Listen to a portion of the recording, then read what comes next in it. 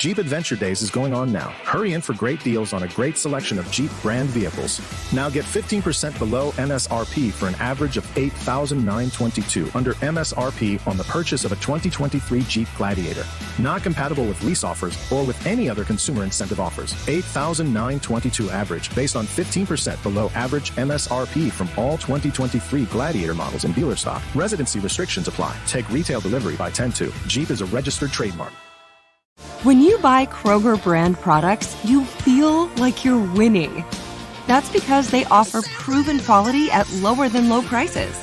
In fact, we guarantee that you and your family will love how Kroger brand products taste, or you get your money back. So next time you're shopping for the family, look for delicious Kroger brand products, because they'll make you all feel like you're winning. Shop now, in-store, or online. Bakers, fresh for everyone. You're listening to The Drag. This podcast contains strong language, references, and descriptions of domestic abuse, violence, and suicide. It also has graphic descriptions of gun violence in schools. Mental health is an important part of this story, so please take care while listening. Previously on this season of Darkness. Chip, he stayed with me in the ambulance the whole time and kind of held my body together. He was amazing. The presence of those guys in the building shooting these very loud guns, and they seemed a tiny bit reckless. It wasn't really comforting. It wasn't comforting in the way I'd hoped it had been. And he said, "Let me have your gun and I'll go shoot that SOB. Well, he has killed my whole family." I need to get down to business, and I need to get Claire carried off the mall. I was looking at that dolly to see how I was going to kick it back. A bullet came through the top of the door. Inside the University of Texas Tower, Ranger Ray was preparing to shove the door open onto the observation deck. On the other side, a dolly was leaning against the glass-paned door. It'd been left by the sniper, who had been shooting at people along the drag and on campus for the past hour and a half. Not far behind Ranger Ray was another officer, Houston McCoy. There are a lot of people who helped save lives that day, and Officer McCoy is one of them. But their actions all occurred within the same few hours. So the timeline can quickly become confusing if I told you everyone's story chronologically. So before I tell you what happened next in the tower, let's go back to the start of the day and go over how Officer McCoy ended up in the tower in the first place.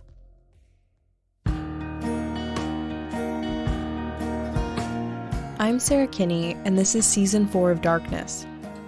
You're listening to Episode 5.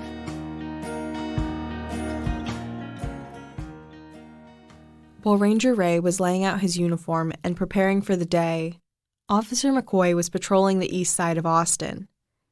He had just started his 7 a.m. to 3 p.m. shift. He was enjoying a cup of coffee as the morning traffic passed by him.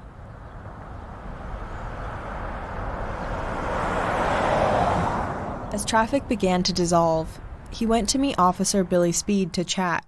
Billy Speed, Jerry Day, Philip Connor, and my dad, they were all on the same shift. So they were all very close. That's Monica McCoy. She's Houston McCoy's daughter. I interviewed her and her brother Christopher about their dad since he passed a few years ago. They weren't on campus during the shooting, but they know their dad's story. Monica said lots of the APD officers who responded to the tower shooting that day knew each other pretty well. They socialized, on a professional level as well as a personal level. That morning, Officer Speed told Officer McCoy about his plans for the future. He planned to leave the workforce, then work for his family's photography business, and potentially go to college. Billy Speed was talking about taking a different job, because he had a young family himself, and police did not make much money back then at all. He was actually going to put in his resignation at the end of the day and go into that photography business with his father-in-law, if I remember the story correctly. The two split up, and Officer McCoy went about his morning shift. At 11:53 a.m., the police dispatcher came through the car radio, calling for the officers to head to the university because of the shooting. We have a shooting or gunshots at the University Tower. We need all units we can at the University Tower. 379, visual out. 447, can you read this station now? We've got a shooting. I don't know the details as yet, but we got all the units going out there. This subject's on tower with a rifle.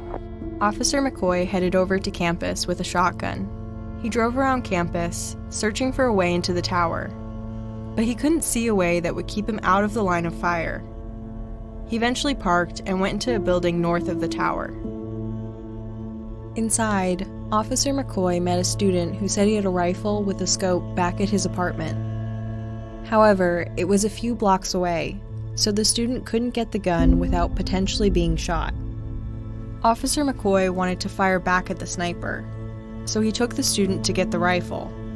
They then stopped at a hardware store to get ammunition before heading back to campus. The pair parked and went into a building just south of the tower. They then went to the third floor and aimed the rifle out of a window toward the tower. From his vantage point, he could see Claire lying on the plaza. He could also see the tower about 200 feet past her. Officer McCoy looked down below and saw Officer Billy Speed inching closer to the stairs of the South Mall. Just then, he watched as Officer Speed fell to the ground. Here's Officer McCoy's son, Christopher. And he saw Billy Speed come down at the bottom of the tower and actually get shot in the upper shoulder. Now, my dad, I do remember saying he thought it was a high shot and that it looked like he would be okay. Somebody immediately came and got him and dragged him off, and he thought he'd be okay. The others by the statue started moving Officer Speed immediately. Officer McCoy yelled down at them that they were about to start shooting at the tower. He aimed the rifle. When I interviewed Officer McCoy's daughter, Monica, she read some of her dad's reports of the day, including his police report and account of August 1st, 1966. She and her brother Christopher jumped in a few times with additional details. After attempting to shoot the subject from several locations, ascertained that I was too shaky to do any good and give the weapons back to their owners. I wanted to say something about that right quick, if you don't mind me butting in. Oh, go for it. Because he told us after he read that report, when he said I was too shaky, what he was talking about was he had, at that point in time, had never looked through a scope on a rifle because he'd always used open sights. And so when he was trying to look through that scope, he could not find the focal point. And he was having so much trouble with that. So he finally just gave it back to the civilians and told them to keep just shooting up there to keep that guy or keep him pinned down, you know. Right. That's something that has been misconstrued as being scared or something, and that's not what it was. It was that the scope was shaky and wobbly. McCoy realized he couldn't hit the sniper from a distance with the scope. He watched those below take care of Speed. But I think that it was at that point that my dad said, I have to get up to the top of the tower somehow. But before he left, he told the student to shoot at the sniper. He advised him to occasionally move from window to window so the sniper couldn't find where he was shooting from. Then Officer McCoy headed back down to his car. He saw a few Army Criminal Investigation Division officers close to the drag. He went up to them and asked if they had a plan to stop the shooting, but they said they didn't. Another student with a rifle came up to McCoy, offering his help, but the student didn't have any ammo for the gun. He told the student to stay in a nearby building on the drag. McCoy headed back to the hardware store to pick up more ammo. Then, he gave the ammo to the student and directed him to also shoot at the tower. Soon after, McCoy heard another radio dispatch message asking for all available officers to report to the UT Security Headquarters. We need a unit to go to the UT security building, and they'll go with him to the 27th floor. Across town, Philip Connor, another Austin police officer, was enjoying his day off. He and Officer McCoy usually had the same shift. But that day, Officer Billy Speed filled in for Officer Connor, who was now driving to meet his wife. And I heard their report on the radio. I'd gone to pick up my wife for lunch. Officer Connor knew he had to help. Operator? Hey, this is Connor. They want you to report duty down. You better come out if you can. We've got as many out there as we can get right now, and I think that you can come out while they may be able to use you. Well, I'll go ahead and get ready. Okay, appreciate it. Thank you. Yes, sir. So I immediately went home and put on my uniform because I knew it was going to be crazy trying to figure out who the players were, and it's best to be identified. He sped over to the Austin Police Department, even though he didn't think he'd make it there in time to help. I thought by the time I got dressed, drove down and lived way out north, picked up people, we went out there and went through all of this, Yeah, when we got up there, it'd probably be all over with. And I think everybody else had that thought too. It was like, whoa. He arrived at the police department at the same time as a few other officers. I checked out a spare unit, and everybody got in the car, and we went to the fountain on the south part of the campus where we spoke to our shift sergeant, and he said there's some people that are shot up in the tower. Go up there and see what you can do for them. Like Ranger Ray, Officer Connor used to be a combat medic. Now he also taught first aid courses. At this point, all available officers were heading over to the university's guard station, which was just a few blocks from the tower. They're going up there. There's 3-4 officers in that unit. They'll go up there with him. They'll meet him around the service building on St. Jacinta. Officer Connor met up with a few other officers there, including Officer McCoy, who had his shotgun.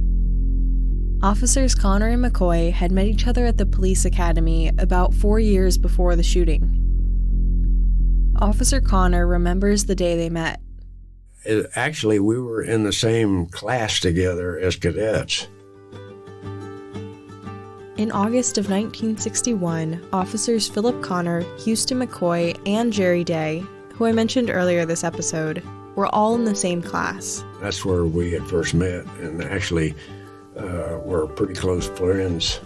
After that, we even lived in adjoining duplexes when we were in the academy, and then, of course, we moved after that, but we stayed in real close touch with Houston and Jerry, and used to, hunting and fishing, just activities like that.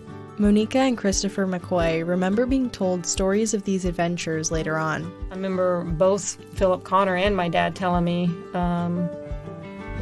just that they would take weekend outings and go camping and stuff like that. So they were very close, all of them. So, I mean, they had a lot in common. And, like Philip Connor and my dad, they both had that passion for flying as well. I really wanted to pursue a career in aviation, and so did Houston. After leaving the academy, the two stayed close over the years at the Austin Police Department. We were all pretty close friends. The department at that time, you stayed on a permanent shift, and you either worked traffic or patrol. I was traffic, and Houston was patrol at the same schedule that I was. And we didn't have a lot of friends because our hours were pretty erratic, and most of the police officers mostly socialized with other police officers and their family, and we were kind of a big family at that time. The two spent plenty of time together during their shifts, and Officer Connor remembers one of these shifts particularly well. At the I-35 bridge on the north end, we were down there working. There was a car full of some suspicious people there. Officer McCoy pulled up behind Officer Connor's car, and the two got ready to approach the suspicious vehicle. And I told him, go check out these IDs or whatever, run them for warrants. And he goes to get in his car. Well, he didn't get it in park. It was in reverse, and it backed off into Town Lake. Just sticking down there. Officer McCoy's car rolled off the bridge and into the water below. Oops. So I forget how we got it out of there, but it was one of those things that I wouldn't take $1 million for the experience, but I would give you 2 cents for another one just like it. But the officers had never experienced a shift like the one on August 1st, 1966. The two friends were now leaving the University of Texas's guard station. With the other gathered officers, they headed over to the engineering building. It was about half a mile northeast of the tower. The officers still weren't sure how to get into the tower. Between them and the tower was the East Mall, which had a large plaza that offered no coverage from the sniper's sightline. And we were watching the east door or whatever, trying to time our, to make it to the door without getting shot. One officer decided to bolt away from the group, racing toward the tower. He made it, but he got shot at about 3 times. So we decided that probably wasn't a good idea. Then, University of Texas maintenance engineer William Wilcox came up to them. He told the officers there may be another way into the tower besides running across the open plaza. They had these air conditioning ducts. They were huge tunnels all over campus, and he had the keys to all of them, and he said he could get us into the tower from underground. The group followed him to the tunnel's entrance. I wasn't aware that they existed, and he told me that they were, ducts, and I'm thinking like household or commercial size thing, and there were actual tunnels all over campus of the older buildings, and they had that central heating and air conditioning plant that pumped the warm or cold air. Once inside, Officer Connor realized how complex the tunnel system actually was. There were a whole series of gates. Like I say, it encompassed the whole campus. And so they had them locked up, I guess, to keep the students and people out of there that had no business down there. He said the tunnels were about 5 feet wide and 5 feet tall, with various rooms scattered throughout the system. Some of them led through other equipment rooms that were pretty cramped getting in and out of there, and they weren't big enough. Most of the guys that were with us that day were pretty tall, and we had to duck. The engineer led the officers through the tunnels. You'd have to almost know where you were going in order to navigate it, because it was kind of like there were some intersections there you wouldn't have any idea where they're not marked. The tunnels wove in and out of equipment rooms as the officers made their way to the tower. When you download the Baker's app, you have easy access to savings every day. Get the most out of weekly sales and receive personalized coupons to save on your favorite items, all while earning 1 fuel point for every $1 spent. Baker's makes it easy to save while you shop, whether it's in-store or online, so you get the most value out of every trip, every time. Download the Baker's app now to save big on your next purchase. Baker's, fresh for everyone. Must have a digital account to redeem offers. Restrictions may apply. See site for details. They arrived under the tower, where they met the Otis Elevator Company technician, who operated the elevator in the tower. The group of officers filed into the elevator with the technician, who took them up to the 27th floor. Here's Officer McCoy's daughter reading her dad's statement again. On the way up, I asked Mr. Holder if we could obtain access into the clock area above the observation deck. He advised that by utilizing the elevator, he could get officers into that area, which would put us protectively at an advantage above the unknown number of snipers. We didn't know how many shooters there were. He had so many different weapons and were using all of them that it sounded like there were probably 4 or 5 people, because you'd hear different sounding reports out of those firearms. And so it was kind of like we didn't know what we were going to find till we got up there. On the elevator ride up the tower, Officer McCoy aimed his loaded shotgun at the elevator doors. Officer Connor and the others directed their weapons at the doors too. Well, we didn't know who was up there or what was going on, so we were in the ready position, and when the door opened, we had our weapons drawn and everything. And when the elevator reached the 27th floor, the doors opened, revealing Officer Day pointing his pistol into the elevator.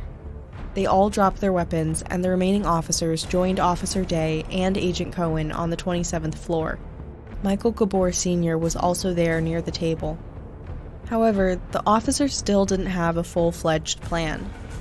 They were just deciding what was the next best action as they continued up the tower. Day advised us that there were 2 wounded and 2 fatalities in a hallway between the stairs leading up to the 28th floor reception room of the observation deck, and we made plans to get the wounded to the 27th floor before attempting to bring the offense to a close. Officer Connor knew they would have to carry the 4 Gabor family members down the stairs before their injuries could be fully examined. So our first concern was to get them evac out of there because we didn't know that they were, deceased until we got them down in the lower thing. The other officers who had come up the elevator tried to get in contact with the police department using a radio they brought. They didn't really work that well in those days, and they were trying to establish communications with our dispatch by telephone over the university system. The officers soon gave up on contacting the department and went up the stairwell to move the Gabor family, while Officers McCoy and Day watched for potential shooters. Officer Connor and the others moved Mike Gabor and then his mother out of the stairwell. Officer Connor said he then left the Gabor family with the dad, since he didn't have any medical supplies to help them. McCoy heard noises above them. Day, seeing me tense and tighten my finger on the shotgun trigger when hearing the slight movement in the 28th floor reception room above, advised me that Officer Ramiro Martinez and a rifle-armed private civilian, Alan Crum, were up there. Officer Day told him they'd been up there for a while now, so the two decided to head up the stairs to join them. McCoy entered the observation deck lobby and saw Ranger Ray and Alan Crum close to the door, and the sniper's dolly was still propped up against the other side of the door. I started pushing against the door, and I pushed, and finally the dolly went over backwards. It made a lot of clanging sound, and I thought, oh my God, he's going to come around here to see what's happening, and I was waiting for him. Ranger Ray pushed the door open. It opened onto the south side of the tower's deck, the side from which Claire, Tom, and many others had been shot. He walked out onto the observation deck. Bullets were coming right over our heads, boy. It just pop, and they hit, and dust would come down. The bullets were coming from people below, who were firing at the observation deck. They were trying to hit the sniper. Staying low, Ranger Ray moved farther out of the doorway. The observation deck has 2 columns sticking out of the wall on each side of the tower. It's hard to see around them unless you're close to the outer railing. Ranger Ray looked both ways and didn't see the sniper at the southeast or the southwest corners of the deck. He made his way to the left and looked toward the northeast corner of the deck. He didn't see anyone there either. I told Mr. Crum, now I want you to point your rifle in that direction. He told Crum to aim the rifle toward the empty southwest corner of the deck. If he comes around, you shoot him because I'm going to go look for him. Okay? And so I took off. Ranger Ray headed to the southeast corner. He crouched down, making sure to stay below the banister to avoid being hit by the people firing at the tower. He inched closer to the corner along the wall, hiding behind the columns. So I used that as cover to walk up to it and then ease around it and then look and then continue. Along the banister were drain pipes, and the people below were shooting through them to try to hit the sniper. As he moved across the wall, Ranger Ray had to hop over these sections to avoid being shot. As he made his way toward the southeast corner, Officers McCoy and Day followed Ranger Ray out onto the deck. Officer Connor and Agent Cohen entered the deck's indoor lobby. Connor was a part of the team who went through the tunnels. Cohen had met Crum and Officer Day earlier in the lobby and given Crum the rifle he was now holding. There was no communication or coordination of intentions or a plan of action. Officer Connor couldn't see the sniper, but he could see Crum with Officer Day. And he could also hear a radio outside. They were describing a blow-by-blow thing over radio that he had up there. Out on the deck, Crum and Officer Day watched the deck's southwest corner. Close to the southeast corner, Ranger Ray turned around and saw Officer McCoy standing behind him. Officer McCoy had his shotgun in hand. He was behind me, and I motioned to him to lower his head because the bullets were coming. He couldn't understand my signals. McCoy was over 6 feet tall, meaning those shooting at the tower could easily see him over the deck's banister. Here's Officer McCoy's daughter, Monica, reading her dad's report again. Martinez looked up at me and motioned me to get lower as 3 bullets, friendly fire from the shooters below the tower, splattered the wall above my head. When you buy Kroger brand products, you feel like you're winning. That's because they offer proven quality at lower than low prices. In fact, we guarantee that you and your family will love how Kroger brand products taste, or you get your money back. So next time you're shopping for the family, look for delicious Kroger brand products, because they'll make you all feel like you're winning.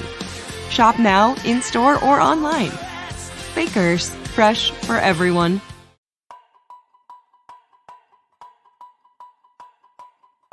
Officer McCoy ducked down, and the pair rounded the southeast corner, now facing the northeast corner. Ranger Ray and Officer McCoy were unable to see what was around the columns. Martinez crawled to the northeast corner with me following in a crouched down back to the wall stance, sliding my feet, left foot nearly touching Martinez's feet, and with my shotgun aimed above Martinez's head toward the northeast corner.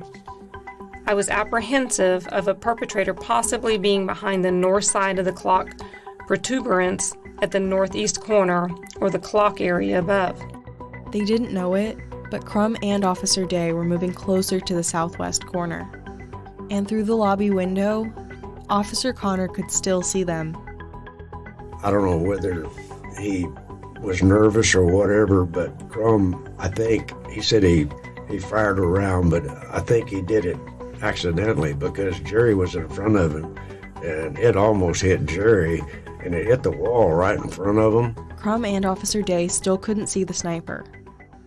Alan Crum actually told me, I don't know why he said later that he heard him coming, but he said he was, well, maybe he did hear him coming, but he was trying to figure out how to use that rifle, and a round went off. Ranger Ray and Officer McCoy continued to make their way toward the northwest corner, the final unchecked corner of the deck. And I hugged the wall until where the clock, the abutment is again, and got to that point, and then I looked around, peeked around, and I saw the sniper. He was sitting in a sitting position with his elbow on his left knee. The sniper sat in the northwest corner of the deck, aiming his rifle toward the southwest corner, where Crum's shot had just hit the wall. I was afraid that Crum had left his position and he was taking aim at him. Suddenly, Ranger Ray lunged away from the wall. So I opened fire. Ranger Ray shot his pistol at the sniper's chest. He was about 50 feet from the sniper. I fired one round, and I know I hit him because of his reaction to getting hit, and he came up with an M1 carbine, and he was trying to bring it down to face me. And he did. I mean, I could see the muscle. It was shooting, and he was bringing it. Bullets continued to hit the wall over their heads as people below still fired at the tower. And I kept walking forward. I was doing a duck walk because to stay down, because the shooting from down below, the friendly fire was coming up. And so I was doing the duck walk as I was shooting at him and collaring at McCoy to fire with a shotgun. Ranger Ray shot at him 6 times. Then McCoy moved closer to the banister and opened fire to the right of Ranger Ray.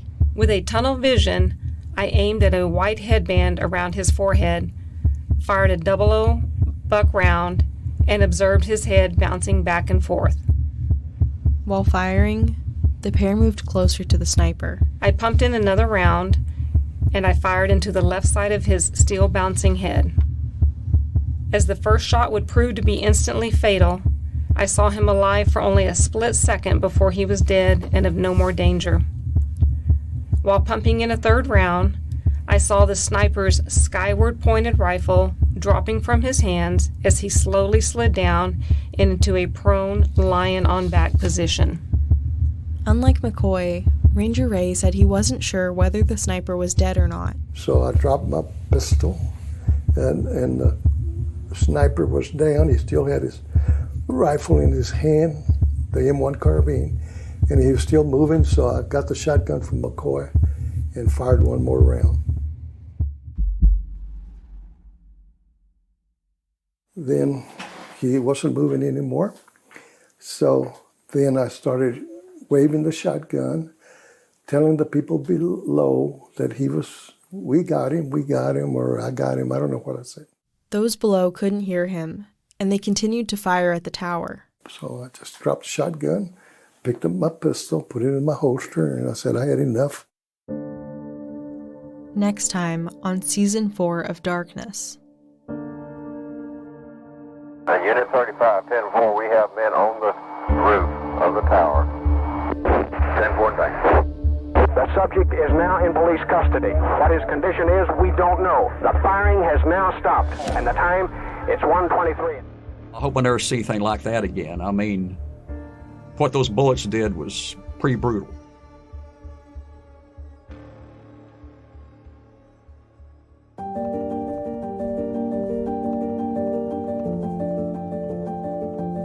This season of Darkness is reported, written, and hosted by me, Sarah Kinney. Heather Stewart is this season's producer, sound designer, and editor. Katie Penchikautka and Robert Quigley are the executive producers. This podcast is presented by the Drag Audio Production House, which is part of Texas Student Media at the University of Texas at Austin's Moody College of Communication. The associate producers are Jade Emerson, Liv Gamble, Cameron Greiser, Mackenzie Matwick, Ashley Miznazi, Marissa Green, MJ Tilton, Guido Palufo, Liam Quigley, Aurora Berry, and Jeannie Sanchez. The cover art was created by Alexa Georgelos. Sophia Vargas Karam is the drag's marketing and communications manager. Thank you to the Austin History Center, Neil Spels, and the LBJ Presidential Library for help with the archival audio tapes. Special thanks to the University of Texas School of Journalism and Media and Texas Student Media. Also to Jay Bernhardt, Rachel Davis Mercy, David Reif, and Gerald Johnson. A huge thanks to Leslie Schrock for all her support and guidance. The Drag is a non-profit educational organization that is made possible by individual donations. Please support our work by going to thedragaudio.com/donate. Every dollar goes directly to producing more content like this, while giving students an amazing educational experience. Thank you.